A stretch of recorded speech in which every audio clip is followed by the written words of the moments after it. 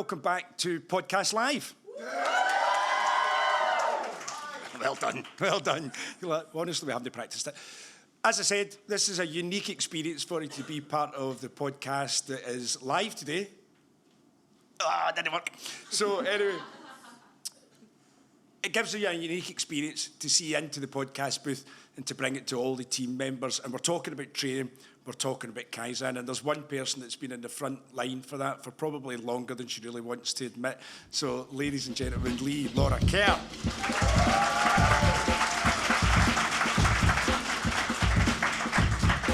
Hello, Lee. Look at her with her wee mind map, like already to rock. So, before we even get to the smaller of the two original academies that you were in charge of, when did your actual sort of direction for training kick in?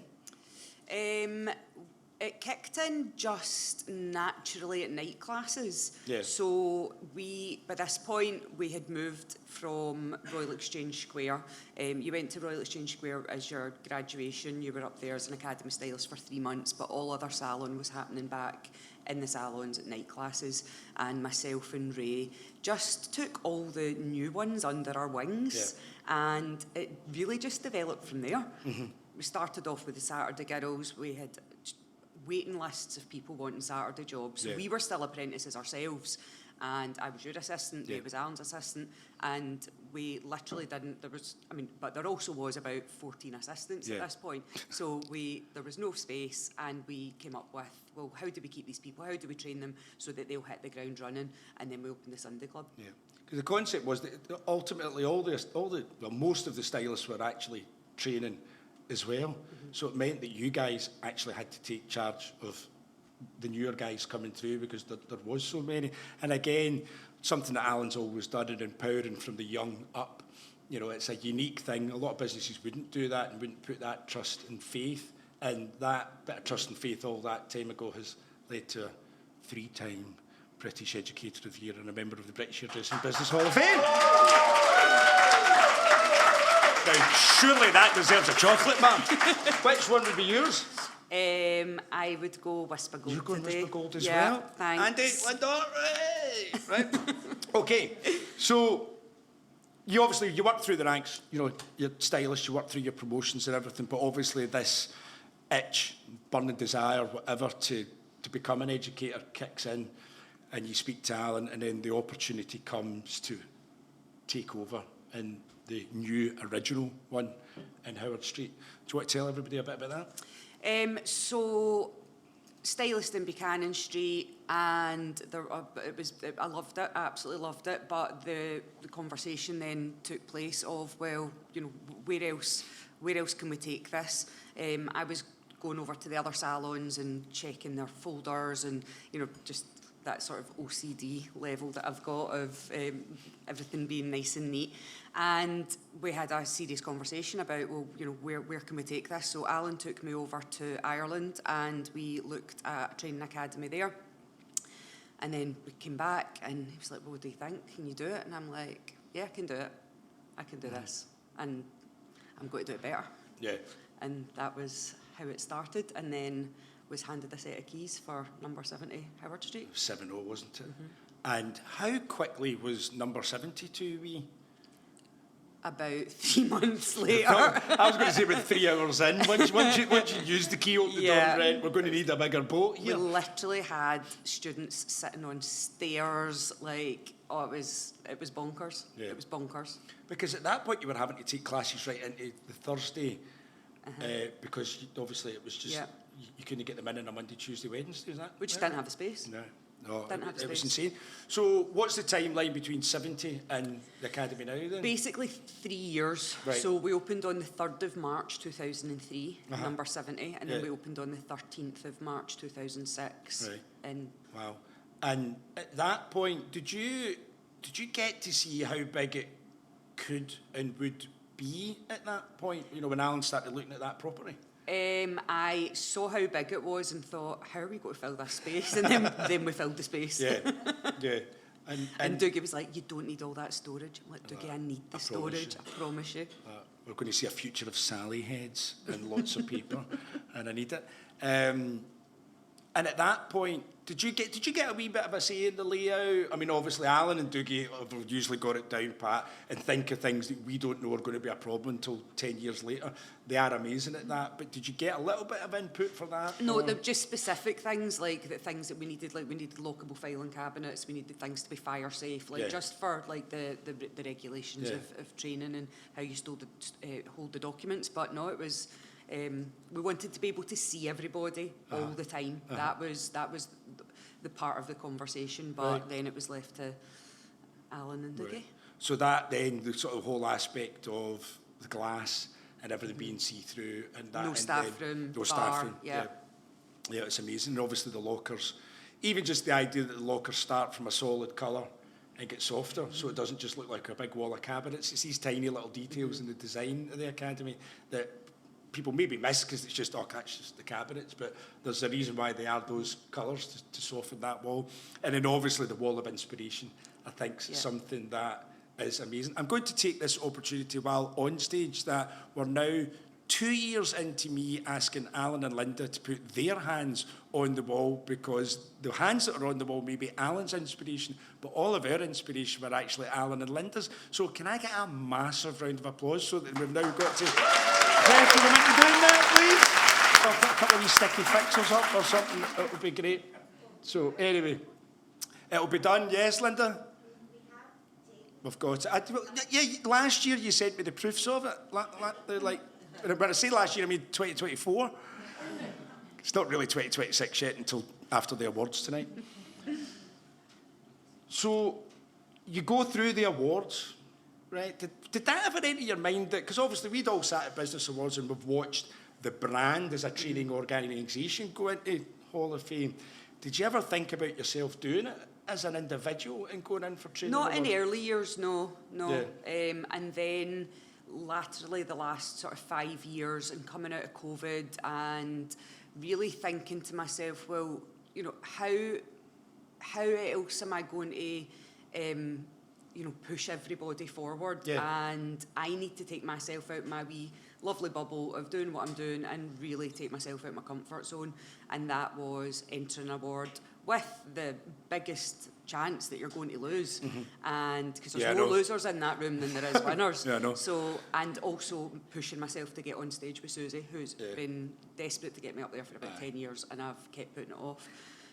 So that was two things you wanted to do. Two things I wanted to do. So of course, so you go in first time and win, one of the guys, and were you thinking one and done?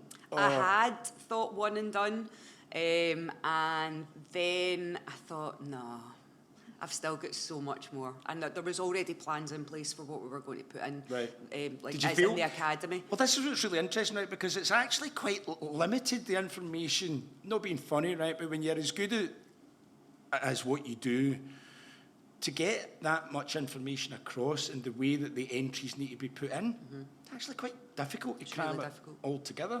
So did you find that difficult, or did that leave you stuff missing for the next year? So you have to assume that your judges are new.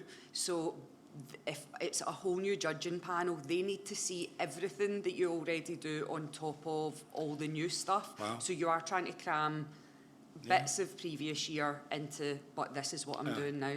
And Linda obviously helped me proofread it, and before we entered it, sent it to Alison, and then we entered in. Yeah, it's really tricky. So then, of course, you do two in a row. Like, this is easy. And then again, you're thinking, do you have a break? No. Or we're in it, may as well. Like I'm going for that. Here we go. You three in a row. Yeah. Immediately. And how? So again, was it really difficult to then package? Even more difficult, because you've still got the same word count. The video can only be 90 seconds. And you've got to get all that, everything that you do onto paper. And and really then weighing up, well, what are the bits, what are the absolute key elements of this? And can you still remember the moment of getting called out that, you've won the third one? So, because instantly, the one thing about, yes, you get to rejoice in the fact that, I've won the third one, but instantly, don't have to do this again, and I'm in the Hall of Fame, and I just have to arrive next year in a cracking outfit, and they're going to give me another one of these things. So how did that feel? It honestly was unbelievable. Like, I think I immediately just burst into tears. And there was loads of support in the room, and it was really like an outstanding moment. So I think we should never underestimate or take for granted or take lightly the idea that winning 1 is unbelievable. Winning 2 is exceptional. Winning 3 is off the hook. But doing it back to back to back and doing a three-peat, whether it's in sport, whether it's in business, whether it's in life or anything, is almost, if not unachievable. And there's a good chance you're probably one of the first people ever to do it. Yeah, for that category. For that category. Yeah. So, again, your head of education.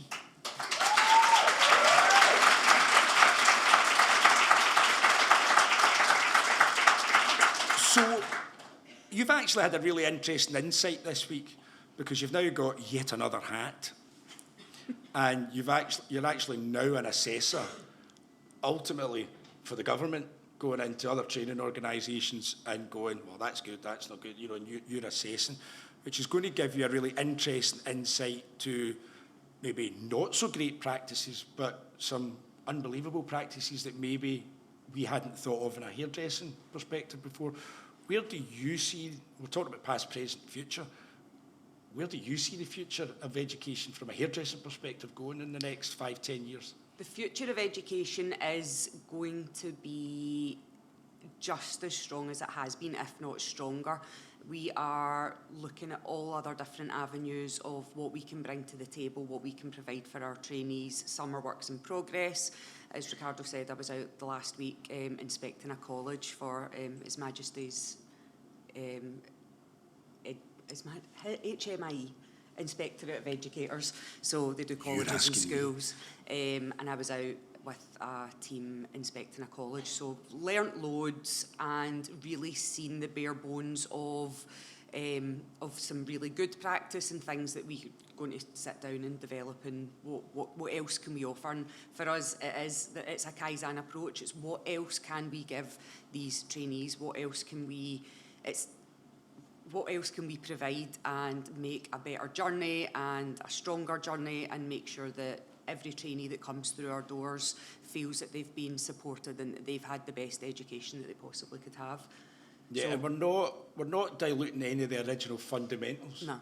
All that core fundamental training that you've seen right back on screen from when Alan and Linda were going in for the training award in 91, 92 to present day, they are set in stone. Yeah. They're absolutely cast. But now it's about adding and building and creating new, avenues for people to learn. We've got a really strong qualification that's just been updated. There's tweaks that are going to happen, but it's all of the other things, and it's the amazing assessment team. Yeah. Like, this is the strongest assessment team we've ever had, and my thanks goes out to them on a weekly basis for what they're delivering to those apprentices. Yeah. With my mad ideas. Please could you? No, and no joking aside, because a lot of us have grown up beside a lot of the educators, and they've been with the brand, they've been away from the brand, or they've come back to the brand, and they're growing up with us. And it's not just a throwaway statement. It is the absolute strongest core of information, experience, talent, passion that there's ever been in those. I was going to say 4 walls, but I can't even really. It's not really 4 walls, but it really is. It really is exceptional. And the great thing is we've got pretty much 100% of all of the assistants and all the trainees in the room today, and milk and mine all those minds as much as you can when you're in there. We always talk about it. It's your day. You've got those 9 hours to be in a room with the most unbelievable talent to learn from, in the way that, I got to grow up when Alan and Linda were in training. Alan just basically used to sack all the teachers every 6 months and then go, I can just do it myself. And everybody would get fired, and then he would do it again, and then he would train up the next. So the only one he's actually ever left alone is Lee. Finally went, there you go, here's the ball, you can run with it. So the world of AI keeps creeping up into everything, and in a hairdressing perspective, we almost dismiss it in that it's not something that will affect hairdressing, which obviously it's going to. Can you see that impacting your element of education over the next sort of 10 years? No, we've already started tapping into it. Like, we need to also kind of be ahead of the curve, not in a, you know, in an actual doing the haircut sense, but for learning materials. Like me and Nikki's great at it. We use loads of AI work for like tweaking things and implementing new papers, and like we're already on that, yeah. And that is the way that it's going to go. Nikki did a webinar on it just a couple of weeks ago as well. Amazing. So there is loads happening. There's loads happening in the colleges with it as well. So and it's positive, you know, it gets sold as a sort of negative thing, and it's going to take away this, that, and the next thing. But is it almost going to streamline procedure for you to be able to spend more time with the actual trainee? Yeah, it's making things so much faster, like just from a development perspective as well. So we've got new book, like a new qualification for the teaching qualification is just come out. So there's been a lot of work done on developing the learning materials for that. So it's definitely streamlining, taking time so that we've got more time to actually do the fun things. Amazing. So Alan's talking about, obviously, the importance of Kaizen and that idea of, you know, yes, you can still win the gold medal, but hey, while you're on the way, there's these thousands of mini wins. Having grown up in the organisation and the brand and the ethos and the philosophy, what is Kaizen? What's your understanding of it? I actually remember, like, maybe I was a work experience when I first started, and the products on the shelves on each section had the head, the Kaizen head, and it was Kaizen badges, and I remember going, what is that? Everybody's wearing them, and I see it everywhere. And it was explained to me what it was. It was Kaizen, and what does that mean? And it's continual improvement, change for the better, little small steps. So that was pretty much instilled from work experience. And I've seen it throughout my career. I've seen it throughout the stylists, and that is what I hope I'm now bringing to the table for that was my next question, was how do you manifest that in the academy, you know, on a kind of, I guess, on a kind of global aspect, that, you know, the whole running of it, how do you implement it in your way?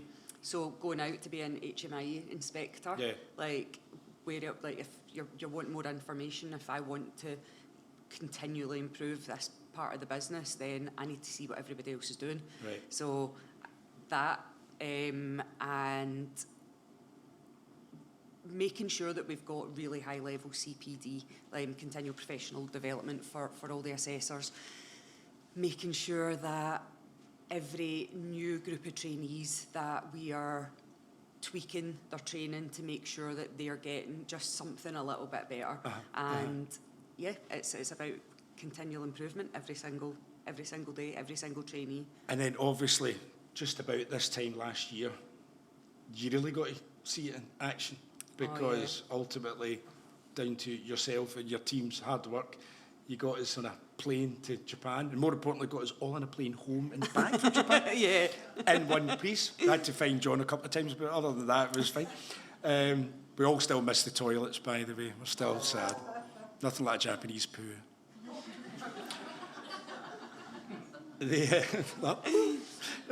We blow dry. It meant a lot to you in lots of different ways. We won't go down that road. You and I can go down a tangent, it gets too heavy. But how did you see Kaizen manifesting itself in the Japanese when they were out there?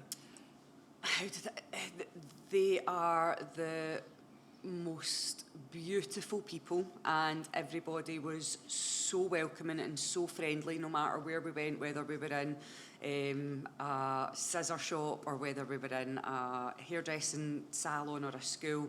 And it very much was a very calm and giving city, and they very much were open to us being there and learning from them and wanting to learn from us. They were excited to have us in the building, and that was really prevalent throughout, that although we're there to be taught by them in various scenarios, they also were taking that opportunity to go, what can we learn from Yeah. you?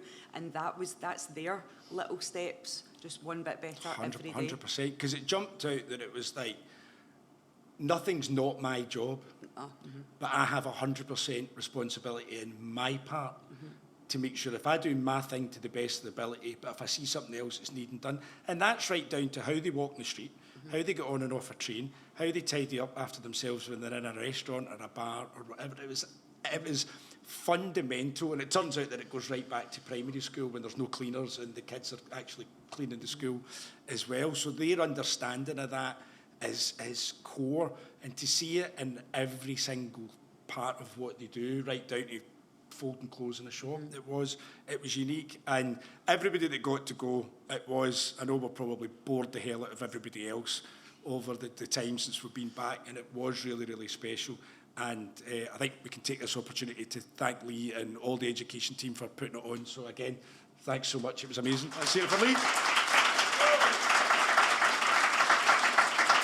Right, you're glad to know you're nearly done. So we'll finish up and we'll wrap up with, obviously, we're talking past, present, and future. So, Congress, good, bad, all the stories. What does it mean to you? What does Congress mean to you? Congress is opportunity, it's growth, it's team, it's craft, and a party. And a party. That's the big bit. That is the big bit. No, it's definitely it is a celebration. Again, if you go back onto the Kaizen bit, and one of the best bits of the night, obviously Assistant of the Year is probably close to all of our hearts, because at the end of the day, you know, again, that whole ethos that Alan and Linda have about, you know, empowering from the young up, but just that reward and self-improvement. Are you better than you were last year? And if you've done that, that's as great a competition as you can get. Well, thank you for your second time in the podcast booth-ish. But, with an audience this with time. An audience this time. It's just slightly different. It's usually just William sitting over there. But again, totally insightful, to the point, star-studied information, and thank you very much. So everybody,